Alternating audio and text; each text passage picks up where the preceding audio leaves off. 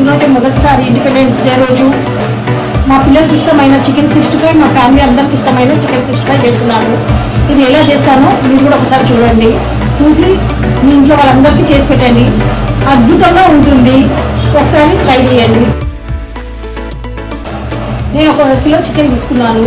దానికి 1 cup, correct కొలతలు చూడండి, 1 కప్పు కార్న్ఫ్లోర్. దీనికి సరిపోయినట్లు ఇంకా మనం దీంట్లో వేరే ఏం వేసుకోవద్దు. ఓన్లీ 2 కిలో దానికి 2 ఎగ్స్,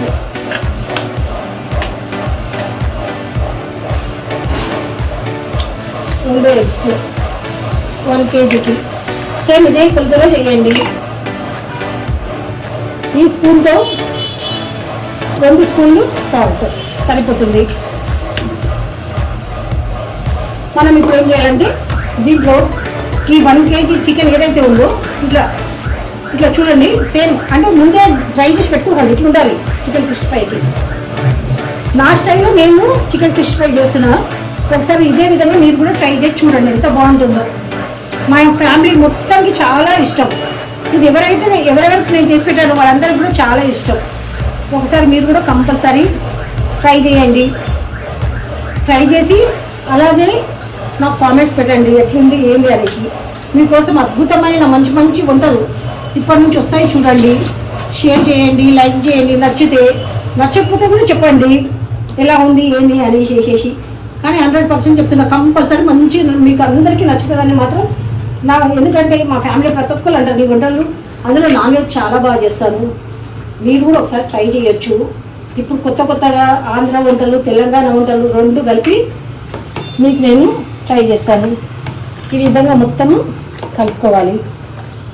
కొద్దిగా ఇట్లుంటేనే బాగుంటుంది. కానీ ముందే కడిగి పెట్టుకోకండి. చికెన్ కడిగి పెట్టుకున్నా ఒకసారి వాటర్ ఇట్లనే మీకు ఇట్లా లూజ్ ఉంటే చికెన్ మంచిగా మనకి ఫ్రై అవుతుంది అన్నమాట.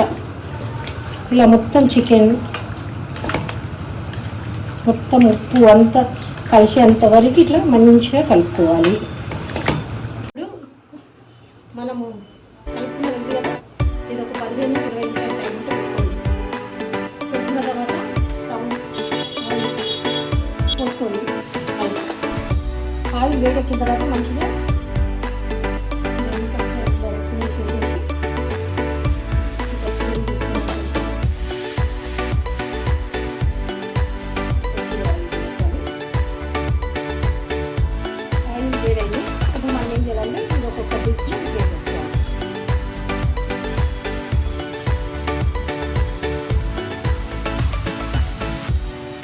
ఆయిల్ ఎంత సరిపడో నాకు తెలిసి ఇది ఒక 3 ట్రిప్లలో వస్తుంది.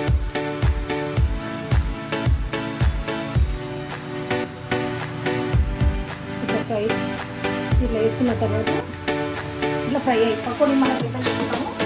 తర్వాత మనం ఏం చేయాలంటే వీటిని ఇట్లా తిప్పుకోవాలి. మరి బ్రౌనిష్గా కావద్దు,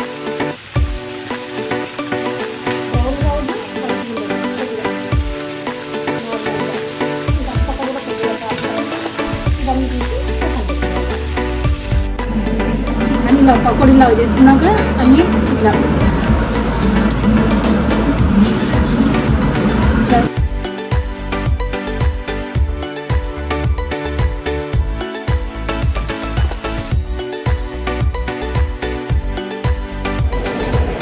పకోడీ అంతా కట్ చేసుకున్న తర్వాత కొద్దిగా ఆయిల్ తీసేసాను. కొద్దిగా ఆయిల్ పెట్టాను. ఆయిల్లో ఇది ఒక 10-15 పచ్చిమిరపకాయలు తీసుకోండి. కారం నూనె అయితే 10 తీసుకున్నా సరిపోతుంది. ఇదైతే ఒక 15 పచ్చిమిరపకాయలు అవి ఆయిల్లో వేసినాను.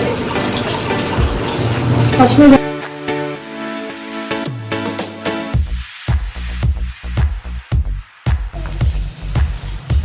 ఫ్రై అయిన తర్వాత ఈ కప్ తోటి 1/2 కప్ ఇట్లా 1/2 కంటే కొద్దిగా ఎక్కువనే ఉంది. పెరుగు వేసేసుకోవాలి.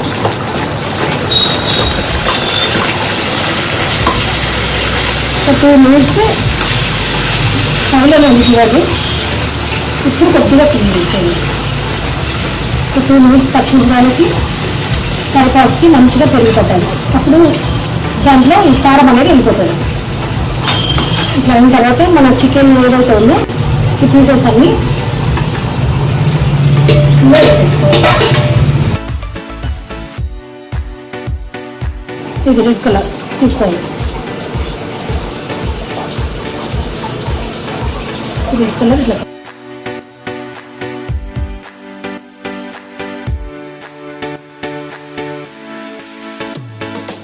Soya sauce teaspoon 1 table spoon అనుకోండి.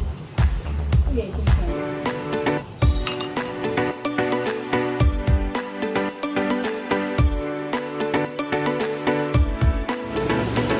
వేడి వేడి అన్నం, వేడి వేడి చికెన్ 65 సూపర్ అబ్బా.